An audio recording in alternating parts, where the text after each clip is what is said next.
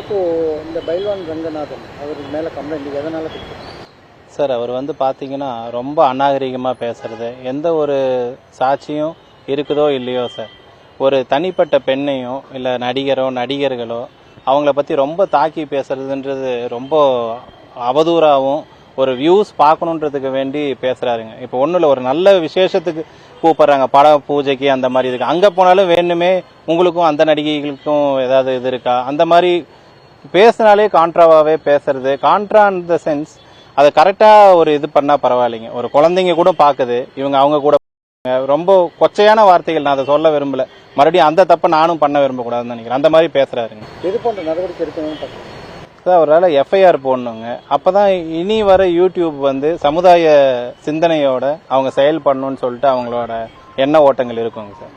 அதனால அவரை கைது செய்யணுங்க.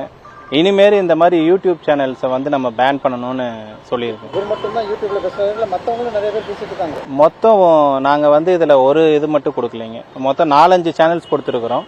இப்போதைக்கு முதல் கட்டமாக இவரை நாங்கள் சொல்லியிருக்கிறோம். இதுக்கப்புறம் நாங்கள் உயர்நீதிமன்றத்தில் இந்த மாதிரி அநாகரிகமாக பேசுறது, அப்புறம் குட்டிமா அவங்க நிறைய பேர் இருக்கிறாங்க சார் இந்த லிஸ்ட்டில். அதில் கிட்டத்தட்ட நாங்கள் 25 ஊடகங்களுக்கு மேலே எடுத்து வச்சிருக்கிறோம்.